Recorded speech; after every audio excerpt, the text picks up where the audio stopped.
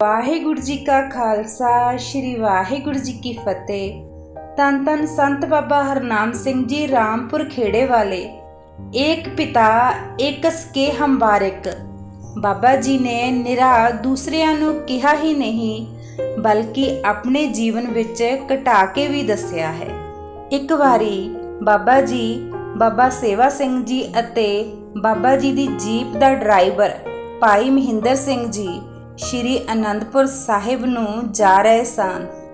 ਬਾਬਾ ਜੀ ਦੇ ਸਿਰ ਦਰਦ ਹੋਣ ਲੱਗ ਪਈ। ਰਤੀਏ ਜਾ ਕੇ ਜੀਪ ਖੜੀ ਕਰਾਈ। ਭਾਈ ਮਹਿੰਦਰ ਸਿੰਘ ਜੀ ਨੂੰ ਕਹਿਣ ਲੱਗੇ ਕਿ ਸਾਹਮਣੇ ਦੁਕਾਨ ਤੋਂ 3 ਕੱਪ ਚਾਹ ਦੇ ਬਰਤਨ ਚੰਗੀ ਤਰ੍ਹਾਂ ਸਾਫ਼ ਕਰਵਾ ਕੇ ਬਣਾ ਲਿਆ।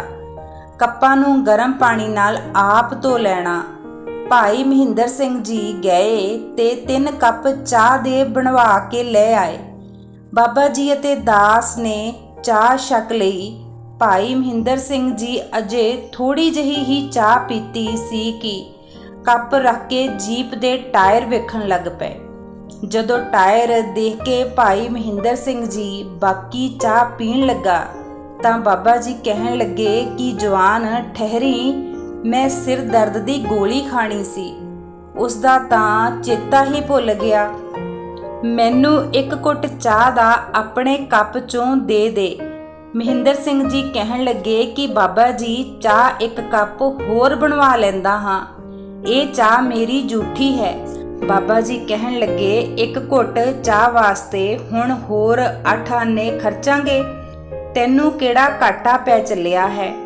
ਮੈਂ ਕੇਵਲ 1 ਘੁੱਟ ਹੀ ਭਰਨਾ ਹੈ। ਮਹਿੰਦਰ ਸਿੰਘ ਜੀ ਦਾ ਕੱਪ ਬਾਬਾ ਜੀ ਨੇ ਫੜ ਲਿਆ, ਪਰ ਉਹ ਦੇਵੇ ਨਾ ਕਿ ਬਾਬਾ ਜੀ ਚਾਹ ਮੇਰੀ ਝੂਠੀ ਹੈ, ਇਹੋ ਹੀ ਕਹੀ ਜਾਵੇ। ਬਾਬਾ ਜੀ ਨੇ ਜ਼ੋਰ ਨਾਲ ਹੀ ਚਾਹ ਦਾ ਘੁੱਟ ਭਰ ਲਿਆ ਤੇ ਗੋਲੀ ਖਾ ਲਈ। ਫਿਰ ਕਹਿਣ ਲੱਗੇ ਕਿ ਜੇ ਅੰਮ੍ਰਿਤ ਛਕ ਕੇ ਝੂਠ ਦਾ ਭਰਮ ਤੇ ਉੱਚੇ ਨੀਚੇ ਦਾ ਪਾੜਾ ਬਣਿਆ ਰਿਹਾ ਤਾਂ ਅੰਮ੍ਰਿਤਧਾਰੀ ਤੇ ਦੂਸਰੇ ਲੋਕਾਂ ਵਿੱਚ ਕੀ ਫਰਕ ਹੈ। ਅੰਮ੍ਰਿਤਧਾਰੀ ਸਿੰਘ ਸਭ ਬਰਾਬਰ ਹਨ। ਅੰਮ੍ਰਿਤ ਛਕਣ ਨਾਲ ਇਹ ਸਾਰੇ ਭਰਮ ਭੁਲੇਖੇ ਮਿਟ ਜਾਣੇ ਚਾਹੀਦੇ ਹਨ ਅਤੇ ਏਕ ਪਿਤਾ ਏਕ ਸਕੇ ਹਮ ਬਾਰਿਕ ਵਾਲੀ ਰਹਿਣੀ ਦੇ ਧਾਰਨੀ ਬਣ ਜਾਣਾ ਚਾਹੀਦਾ ਹੈ। ਭਾਵੇਂ ਬਾਬਾ ਜੀ ਆਪ ਦੁਨਿਆਵੀ ਵਿੱਦਿਆ ਬਹੁਤੀ ਨਹੀਂ ਪ੍ਰਾਪਤ ਕਰ ਸਕੇ, ਪਰ ਵਿੱਦਿਆ ਪ੍ਰਤੀ ਬਾਬਾ ਜੀ ਦੇ ਮਨ ਵਿੱਚ ਬਹੁਤ ਹੀ ਆਦਰ ਸੀ। ਹਰ ਭਾਸ਼ਾ ਵਿੱਚ ਪ੍ਰਵੀਨ ਹੋਣ ਅਤੇ ਹੋਰ ਸੰਸਾਰਿਕ ਵਿੱਦਿਆ ਵੱਧ ਤੋਂ ਵੱਧ ਪ੍ਰਾਪਤ ਕਰਨ ਲਈ ਵਿਦਿਆਰਥੀਆਂ ਨੂੰ ਪ੍ਰੇਰਨਾ ਦਿੰਦੇ ਰਹਿੰਦੇ ਸਨ। ਆਪ ਜੀ ਦਾ ਕਥਨ ਸੀ ਕਿ ਮਨੁੱਖੀ ਜੀਵਨ ਦੇ 2 ਪੱਖ ਹਨ, ਇੱਕ ਸੰਸਾਰਿਕ ਖੇਤਰ ਹੈ, ਦੂਸਰਾ ਪਰਮਾਰਥ। ਹਰ ਗੁਰਸਿੱਖ ਨੂੰ ਆਪਣੇ ਦੋਨੋਂ ਪੱਖ ਮਜ਼ਬੂਤ ਕਰਨੇ ਚਾਹੀਦੇ ਹਨ, ਕਿਉਂਕਿ ਸਾਡੇ ਸਤਿਗੁਰਾਂ ਦਾ ਮਿਸ਼ਨ ਹੈ ਕਿ ਸੰਸਾਰ ਵਿੱਚ ਵਿਚਰਦੇ ਹੋਏ ਪਰਮਾਰਥ ਨੂੰ ਸਿੱਧ ਕਰਨਾ। ਜੇ ਅਸੀਂ ਦੁਨਿਆਵੀ ਵਿੱਦਿਆ ਵੱਲੋਂ ਅਵੇਸਲੇ ਹੋ ਜਾਵਾਂਗੇ ਤਾਂ ਸੰਸਾਰਿਕ ਕੰਮਾਂ ਕਾਰਾਂ ਵਿੱਚ ਅਸੀਂ ਹੋਰ ਦੁਨਿਆਵੀ ਬੰਦਿਆਂ ਨਾਲੋਂ ਪਿੱਛੇ ਰਹਿ ਜਾਵਾਂਗੇ। ਗੁਰ ਕੇ ਸਿੱਖ ਨੇ ਸੰਸਾਰ ਵਿੱਚ ਬੜੇ ਸੁਚੱਜੇ ਢੰਗ ਨਾਲ ਹਰ ਤਰ੍ਹਾਂ ਚੜ੍ਹਦੀ ਕਲਾ ਵਿੱਚ ਜੀਵਨ ਬਤੀਤ ਕਰਨਾ ਹੈ। ਕਿਸੇ ਦੇ ਹੱਥਾਂ ਵੱਲ ਨਹੀਂ ਝਾਕਣਾ। ਚੰਗੀਆਂ ਨੌਕਰੀਆਂ, ਚੰਗੇ ਵਿਵਹਾਰ ਅਤੇ ਚੰਗੀ ਖੇਤੀ ਕਰਕੇ ਸਰੀਰਕ ਨਿਰਵਾਹ ਲਈ ਮਾਇਆ ਕਮਾਉਣੀ ਹੈ। ਜੇ ਗੁਰਸਿੱਖ ਪਾਸ ਮਾਇਆ ਹੋਵੇਗੀ ਤਦ ਹੀ ਕਿਸੇ ਹੋਰ ਲੋੜਵੰਦ ਦੀ ਜ਼ਰੂਰਤ ਪੂਰੀ ਕਰਕੇ ਗੁਰੂ ਜੀ ਦੀ ਖੁਸ਼ੀ ਪ੍ਰਾਪਤ ਕਰ ਸਕੇਗਾ। ਸਾਡੇ ਸਤਿਗੁਰਾਂ ਨੇ ਆਪ ਵਿੱਦਿਆ ਦੀ ਕਦਰ ਕਰਨ ਅਤੇ ਗੁਰਸਿੱਖਾਂ ਨੂੰ ਵੱਧ ਤੋਂ ਵੱਧ ਸੰਸਾਰਿਕ ਵਿੱਦਿਆ ਪ੍ਰਾਪਤ ਕਰਨ ਹਿੱਤ ਪੂਰਨੇ ਪਾਏ ਹਨ। 10ਵੇਂ ਗੁਰਦੇਵ ਜੀ ਨੇ ਆਪ 52 ਵਿਦਵਾਨ ਕਵੀ ਰੱਖ ਕੇ ਉਹਨਾਂ ਪਾਸੋਂ ਅਨੇਕ ਪ੍ਰਕਾਰ ਦੇ ਸਾਹਿਤ ਜੋ ਦੂਸਰੀ ਭਾਸ਼ਾ ਵਿੱਚ ਸੀ ਸਰਲ ਭਾਸ਼ਾ ਵਿੱਚ ਉਲਥੇ ਕਰਵਾਏ ਤੇ ਬੇਅੰਤ ਮਾਇਆ, ਹਾਥੀ, ਘੋੜੇ ਇਤਿਆਦਿ ਇਵਾਜਨੇ ਵਜੋਂ ਦਿੱਤੇ। ਆਪ ਜੀ ਨੇ ਆਪ ਬੇਅੰਤ ਸਾਹਿਤ ਅਤੇ ਗੁਰਬਾਣੀ ਦੀ ਚਰਚਾ ਕੀਤੀ। ਇੱਥੇ ਹੀ ਵਸ ਨਹੀਂ, 5 ਸਿੰਘਾਂ ਨੂੰ ਭੇਸ ਬਦਲਾ ਕੇ ਕਾਂਚੀ ਬਨਾਰਸ ਸੰਸਕ੍ਰਿਤ ਵਿੱਦਿਆ ਪ੍ਰਾਪਤ ਕਰਨ ਲਈ ਭੇਜਿਆ ਸੀ ਅਤੇ ਉਹਨਾਂ ਅਗਾਂਹ ਇਹ ਭਾਸ਼ਾ ਗੁਰਸਿੱਖਾਂ ਨੂੰ ਪੜ੍ਹਾਉਣ ਦੇ ਉਦਮ ਕੀਤੇ। ਇਸੇ ਆਛੇ ਨੂੰ ਮੁੱਖ ਰੱਖ ਕੇ ਬਾਬਾ ਜੀ ਹਰ ਸਮਾਗਮ ਨੂੰ ਸੰਗਤ ਵਿੱਚ ਐਲਾਨ ਕਰਦੇ ਕਿ ਕਿਸੇ ਵੀ ਧਰਮ ਜਾਂ ਜਾਤੀ ਨਾਲ ਸੰਬੰਧ ਕੋਈ ਵੀ ਬੱਚਾ ਜੋ ਦੁਨਿਆਵੀ ਤੰਗੀ ਕਾਰਨ ਵਿੱਦਿਆ ਨਾ ਪ੍ਰਾਪਤ ਕਰ ਸਕਦਾ ਹੋਵੇ ਪਰ ਵਿੱਦਿਆ ਪ੍ਰਾਪਤੀ ਦਾ ਚਾਹਵਾਨ ਹੋਵੇ, ਉਸ ਦਾ ਸਾਰਾ ਖਰਚਾ ਅਸੀਂ ਸੰਗਤ ਵੱਲੋਂ ਕਰਾਂਗੇ। ਆਪ ਜੀ ਗਰੀਬ ਬੱਚਿਆਂ ਨੂੰ ਗੁਰਦੁਆਰਾ ਸਾਹਿਬ ਆਪਣੇ ਪਾਸ ਰੱਖ ਕੇ ਉਹਨਾਂ ਦਾ ਸਾਰਾ ਖਰਚਾ ਲੀੜੇ, ਕੱਪੜੇ, ਕਿਤਾਬਾਂ, ਸਕੂਲ ਦੀ ਫੀਸਾਂ ਇਤਿਆਦਿਕ ਬੜੇ ਉਤਸ਼ਾਹ ਨਾਲ ਦਿੰਦੇ ਅਤੇ ਅਗਾਂਹ ਤੋਂ ਅਗਾਂਹ ਹੋਰ ਪੜ੍ਹਾਈ ਕਰਨ ਲਈ ਉਤਸ਼ਾਹਿਤ ਕਰਦੇ। ਆਪ ਜੀ ਦੀ ਪ੍ਰੇਰਨਾ ਅਤੇ ਮਦਦ ਨਾਲ ਬਹੁਤ ਸਾਰੇ ਵਿਦਿਆਰਥੀ ਉਚੇਰੀ ਵਿੱਦਿਆ ਪ੍ਰਾਪਤ ਕਰਕੇ ਚੰਗੀਆਂ ਨੌਕਰੀਆਂ ਤੇ ਲੱਗੇ ਹੋਏ ਅਤੇ ਸੰਸਾਰਿਕ ਜੀਵਨ ਨੂੰ ਬੜੇ ਸੁੰਦਰ ਢੰਗ ਨਾਲ ਬਤੀਤ ਕਰ ਰਹੇ ਹਨ। ਕਈ ਇੱਕ ਵਿਦੇਸ਼ ਵਿੱਚ ਚੰਗੇ ਕਾਰੋਬਾਰਾਂ ਨੂੰ ਕਰਦੇ ਹੋਏ ਗੁਰਸਿੱਖੀ ਵਿੱਚ ਪਰਪੱਕ ਜੀਵਨ ਬਿਤਾਉਂਦੇ ਹੋਏ ਨਾਲੋਂ ਨਾਲ ਗੁਰਮਤਿ ਦੀ ਸ਼ੋਅ ਦੀ ਵੰਡ ਵੀ ਕਰ ਰਹੇ ਹਨ। ਇੱਕ ਵਾਰ ਦੀ ਗੱਲ ਹੈ ਕਿ ਲਾਗਲੇ ਨਗਰ ਦਾ ਇੱਕ ਗੁਰਸਿੱਖ, ਜਿਸ ਦੀ ਮਾਲੀ ਹਾਲਤ ਬਹੁਤ ਚੰਗੀ ਨਹੀਂ ਸੀ, ਬਾਬਾ ਜੀ ਪਾਸ ਆਇਆ।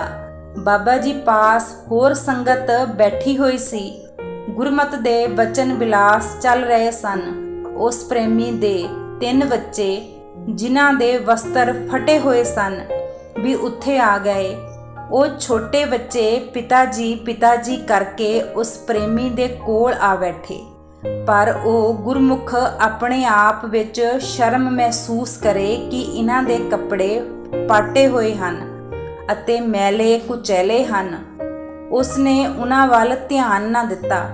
ਸੰਗਤ ਵਿੱਚ ਬਚਨ ਕਰਦੇ ਕਰਦੇ ਬਾਬਾ ਜੀ ਨੇ ਮਹਿਸੂਸ ਕਰ ਲਿਆ ਕਿ ਇਹ ਪ੍ਰੇਮੀ ਬੱਚਿਆਂ ਦੇ ਵਸਤਰ ਚੰਗੇ ਨਾ ਹੋਣ ਕਾਰਨ ਉਹਨਾਂ ਨੂੰ ਪਿੱਛੇ ਕਰ ਰਿਹਾ ਹੈ। ਸਾਰੀ ਸੰਗਤ ਵਿੱਚੋਂ ਬਾਬਾ ਜੀ ਉੱਠੇ ਅਤੇ ਉੱਪਰ ਛੰਨ ਵਿੱਚ ਚਲੇ ਗਏ। ਉਸ ਪ੍ਰੇਮੀ ਨੂੰ ਵੀ ਆਪਣੇ ਪਿੱਛੇ ਆਉਣ ਲਈ ਕਿਹਾ। ਬਾਬਾ ਜੀ ਪਾਸ ਉਸ ਵੇਲੇ ਜਿੰਨੇ ਪੈਸੇ ਸਨ ਉਹਨਾਂ ਨੂੰ ਅੰਦਰ ਸੱਦ ਕੇ ਦੇ ਦਿੱਤੇ ਤੇ ਕਿਹਾ ਕਿ ਇਸ ਮਾਇਆ ਨਾਲ ਤੁਸੀਂ ਬੱਚਿਆਂ ਨੂੰ ਵਸਤਰ ਬਣਾ ਦੇਣੇ। ਗਰੀਬੀ ਅਮੀਰੀ ਸਭ ਸਤਿਗੁਰਾਂ ਦੇ ਹੱਥ ਵਿੱਚ ਹੈ। ਇਹਨਾਂ ਬੱਚਿਆਂ ਨੂੰ ਗੁਰੂ ਕੇ ਬੱਚੇ ਜਾਣ ਕੇ ਆਪਣੀ ਸਮਰੱਥਾ ਅਨੁਸਾਰ ਸੇਵਾ ਕਰੀ ਜਾਣੀ। ਨਾਲ ਹੀ ਹੁਕਮ ਕੀਤਾ ਕਿ ਸਤਿਗੁਰ ਜੀ ਦੇ ਚਰਨਾਂ ਵਿੱਚ ਅਰਦਾਸ ਕਰਨੀ ਕਿ ਗਰੀਬ ਨਵਾਜ਼ ਜੀ, ਇਹ ਜੋ ਮਾਇਆ ਦਾ ਦਲਿੱਦਰ ਪਿਆ ਹੋਇਆ ਹੈ, ਇਸ ਸੰਕਟ ਨੂੰ ਆਪ ਜੀ ਕਿਰਪਾ ਕਰਕੇ ਦੂਰ ਕਰੋ। ਉਹ ਪ੍ਰੇਮੀ ਬੜੇ ਬੈਰਾਗ ਵਿੱਚ ਆ ਗਿਆ। ਬਾਬਾ ਜੀ ਨੇ ਬੜੇ ਪਿਆਰ ਸਹਿਤ ਗੱਲ ਨਾਲ ਲਾ ਕੇ ਦਿਲਾਸਾ ਦਿੱਤਾ ਤੇ ਕਿਹਾ ਕਿ ਇਸ ਮਾਇਆ ਨੂੰ ਐਵੇਂ ਭਾਰ ਵੀ ਨਾ ਸਮਝਣਾ। ਸਤਿਗੁਰ ਜੀ ਨੇ ਲੋੜਵੰਦਾਂ ਦੀ ਸਹਾਇਤਾ ਕਰਨ ਲਈ ਹੁਕਮ ਦੇ ਰੱਖਿਆ ਹੋਇਆ ਹੈ, ਸੋ ਉਸ ਹੁਕਮ ਅਧੀਨ ਹੀ ਤੁਹਾਡੀ ਸਹਾਇਤਾ ਕੀਤੀ ਹੈ।